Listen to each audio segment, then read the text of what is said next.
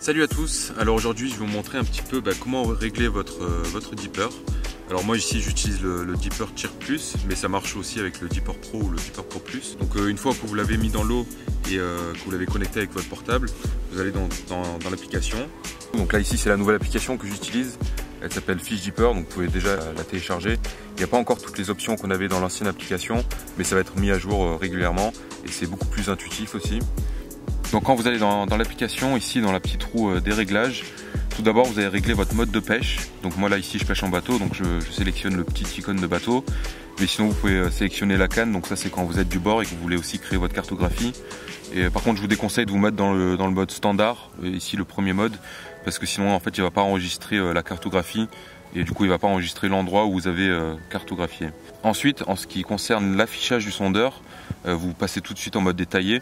C'est pour vraiment pouvoir voir la différence de densité et les différents herbiers, etc. Je vous détaillerai ça un petit peu plus tard. Au niveau de l'angle du faisceau, là ça dépend aussi de ce que vous voulez faire. Par exemple, si vous voulez créer d'abord votre cartographie d'un plan d'eau, je vous conseille de mettre l'angle du faisceau en élevé pour vraiment avoir le cône le plus grand possible pour recouvrir une plus grande zone. Et comme ça, de cette manière, vous allez pouvoir créer une carte assez rapidement. Mais par contre, si vous voyez quelque chose d'intéressant au fond et que vous voulez vraiment avoir des détails un peu plus précis sur cet endroit-là, vous pouvez passer en angle moyen ou même en angle faible. Notamment, moi j'utilise par exemple l'angle faible quand je pêche le sand en vertical. Au moins là, ça me permet vraiment de voir mon leurre à l'écran et aussi vraiment ce qui se passe en dessous du bateau. Ensuite, on va passer donc à la sensibilité. Au début, moi, je le mets toujours à 70% et ensuite, en fonction de l'eau, donc si elle est plus ou moins trouble ou plus ou moins chargée en particules, je vais avoir tendance à la baisser, par exemple, pour vraiment juste avoir ce qui m'importe, donc le fond, les herbiers et identifier les poissons. Mais ici, ça va encore, l'eau elle est assez claire, donc ici, je pourrais même aller jusqu'à 80%. Ensuite, moi, je vous conseille de désactiver les icônes de poissons, parce que ça induit un petit peu en erreur, donc tout ça de cette partie-là, je vais passer.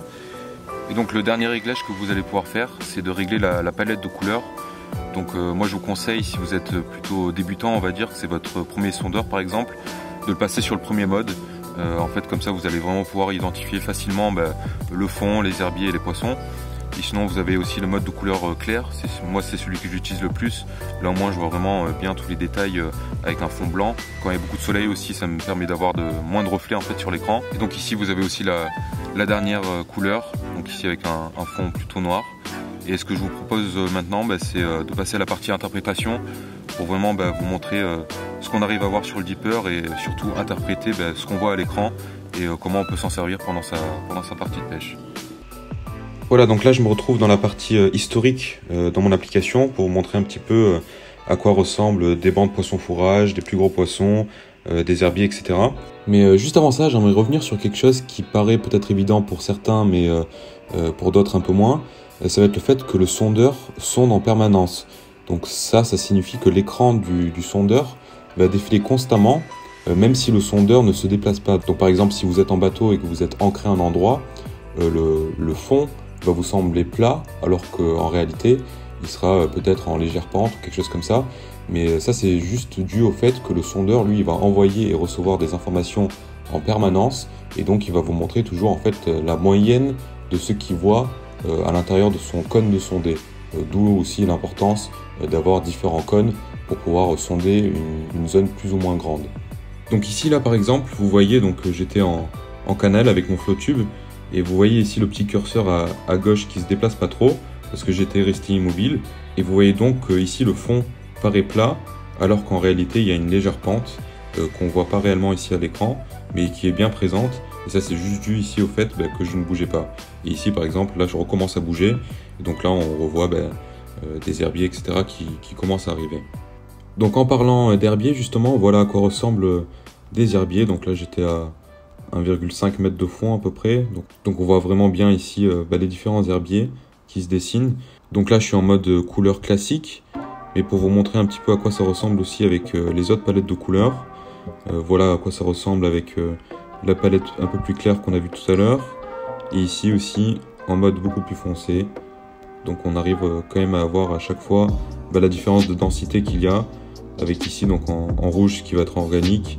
Alors que par exemple quand je passe dans le mode classique ça va plutôt être en vert. Donc tout ce qui est vert, ça va être organique, donc des plantes, des herbiers, des algues, des choses comme ça.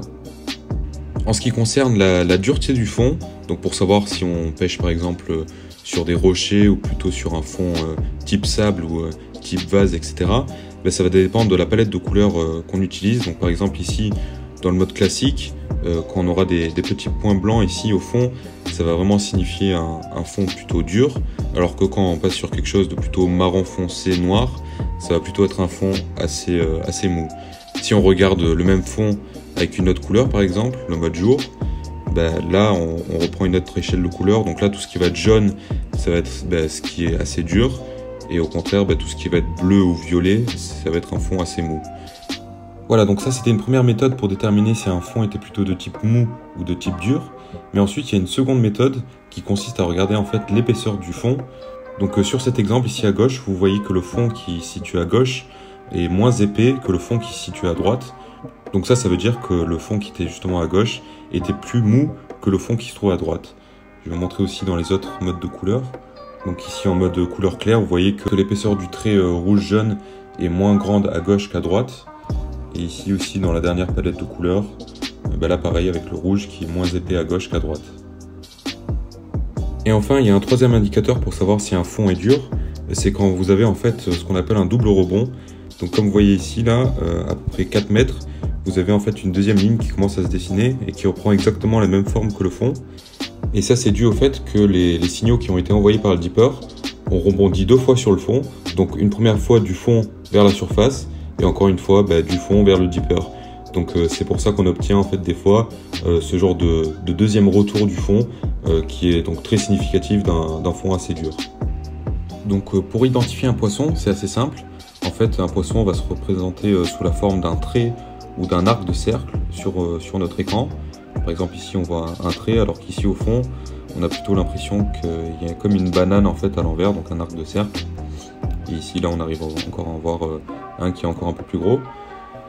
Donc juste pour vous expliquer rapidement pourquoi certains poissons vont se représenter sous la forme d'un trait alors que d'autres poissons vont se représenter sous la forme d'un arc de cercle, c'est tout simplement le fait que lorsqu'un poisson va traverser le cône du sondeur, il va d'abord envoyer en fait des signaux d'un côté du cône du sondeur.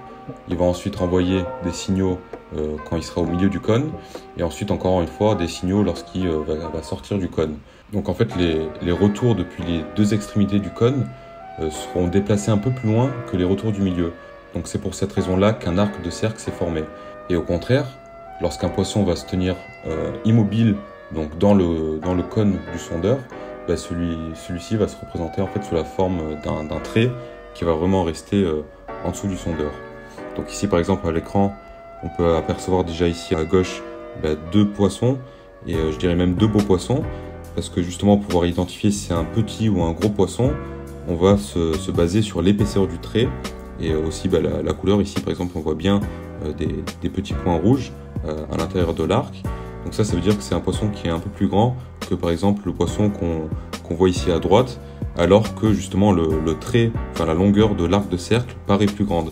Ça veut juste dire en fait que ce poisson-là, il est resté pendant plus longtemps à l'intérieur du cône du sondeur que les deux poissons qu'on retrouve ici à gauche. Voilà, donc ça c'est quand même un point qui est assez important. Basez-vous vraiment sur l'épaisseur du trait et non pas sur la longueur. Et aussi un autre conseil, basez-vous avant tout sur votre connaissance du milieu et aussi de la profondeur pour savoir justement de quel poisson il pourrait s'agir. Donc là c'est vraiment au pêcheur d'interpréter correctement ce qu'il lit à l'écran pour justement pouvoir identifier s'il s'agit d'un cendre, d'un brochet ou d'une perche. Donc voilà encore un autre exemple où on peut voir des poissons. Donc là par exemple on a un poisson qui se tient à 4-5 mètres, donc en pleine eau, mais on voit aussi d'autres poissons qui sont quand même assez collés près du fond. Donc on arrive quand même à voir des petits arcs de cercle. Donc ici là j'étais en bateau sur un grand lac, et donc ici justement vu que j'ai vu au fond qu'il y avait pas mal de poissons, j'ai descendu mon leurre. Donc on arrive quand même grâce au dipper à voir des leurres qui sont assez petits. Là je pêchais en 4 pouces. Alors ici on peut aussi voir autre chose qui est assez intéressant, c'est les deux traits qui remontent parallèlement vers la surface de l'eau. En fait il s'agit tout simplement de bulles d'air qui remontent vers la surface. Donc quand on est immobile en bateau et qu'il y a des bulles d'air qui remontent du fond vers la surface, on va vraiment pouvoir voir la progression de la bulle d'air dans la couche d'eau. Et des fois notre trait ça va aussi faire des lignes comme ça qui vont perturber en fait toute la couche d'eau et qui vont remonter comme ça vers la surface. Donc ici là on peut vraiment voir mon leurre donc, qui est descendu, et ensuite donc j'ai fait quelques petites animations mais j'ai pas réussi à déclencher le poisson. Voilà, ici encore un dernier exemple. Donc là j'étais en bateau, toujours dans le même lac. Ici je commence à voir un trait qui apparaît, donc je commence à descendre mon leurre. Je vais peut-être passer dans l'autre couleur, ce sera mieux. Donc là ici je descends mon leurre dessus et on voit vraiment que le poisson il s'est quand même déplacé, parce que d'un coup en fait il va vraiment apparaître un peu plus épais, donc il sera déplacé plutôt au centre du cône. Donc ça c'était vraiment un bon indicateur pour moi de savoir que le poisson il est quand même venu voir mon leurre, même si au final il n'a pas mordu, et d'un coup il a disparu. Donc je pense que j'ai peut-être dû l'effrayer, ou je sais pas forcément ce qui s'est passé, il a peut-être remarqué le piège. Mais au final ici c'est quand même assez intéressant, parce qu'un poisson qui au début apparaissait sous la forme d'un petit trait, au final était quand même un plus gros poisson. Mais ça on l'a vu qu'une seule fois qu'il s'est rapproché du leurre, et donc vraiment une fois qu'il a été au centre du cône. Voilà, donc là je vous ai montré à quoi ressemblaient des poissons qui sont quand même assez grands. Et maintenant je vais vous montrer des poissons fourrage, donc des bancs de poissons. Donc ça se représente de cette manière là. Donc là on va vraiment avoir, si c'est des petits poissons, juste des points qui vont se former. Donc un amas, une boule de points. Ou alors des fois quand il s'agit de perches ou de poissons qui sont quand même un peu plus grands, on va vraiment avoir plein de petits arcs de cercle qui vont se former. Donc ici je vais quand même vous montrer aussi dans l'autre mode de couleur. Donc on voit quand même que c'est quelque chose d'assez dense vu qu'il y a des points rouges. Donc là il s'agit vraiment d'un banc de poissons fourrage. Donc maintenant je voudrais juste vous montrer un petit peu différentes perturbations qu'on arrive des fois à voir sur l'écran. Donc ici là on arrive à avoir des poissons, mais il y a beaucoup de points en fait, de points parasites, parce que l'eau était très chargée. Donc ici là j'étais en rivière, il y avait pas mal de courant, et là donc dans cette cuvette ici il y avait quand même pas mal de courant, donc je pense qu'il y avait pas mal de choses en suspension dans l'eau. Donc ici je devais vraiment en fait baisser la sensibilité pour vraiment juste pouvoir identifier les plus gros poissons comme ici. Donc quand je baisse la sensibilité on arrive quand même à les voir, alors que quand j'augmente la sensibilité ça devient un vrai fouillis et on a du mal à identifier vraiment un poisson d'une particule qui serait en train de redescendre la rivière. Ensuite ici une autre perturbation, donc là je pêchais en flow tube, et ce que vous voyez ici vers la surface c'est tout simplement en fait mes palmes quand j'avance. Donc là je suis dans vraiment pas beaucoup de fond, mais dans ce cas précis en fait le dipper je m'en sers juste pour savoir où se trouve la cassure en fait, pour vraiment pouvoir pêcher dans une profondeur bien déterminée. Donc en fait là je m'en fous un petit peu de voir les poissons au fond. Ce qui m'importe beaucoup plus ça va juste être la profondeur. Mais on peut avoir beaucoup de différentes façons de s'en servir, et donc il faut vraiment adapter son utilisation du sondeur qu'on aura avec la pêche qu'on est en train de faire. Donc par exemple pour moi qui suis pêcheur plutôt de carnassier, je vais vraiment regarder la topologie du fond, les cassures, etc. Alors qu'un carpiste, lui par exemple, va vraiment essayer de repérer les petites trouées qu'il peut y avoir dans les herbiers, et vraiment savoir s'il est en train de pêcher sur un fond plutôt mou, donc qui serait de la base, ou s'il pêche sur des rochers, etc.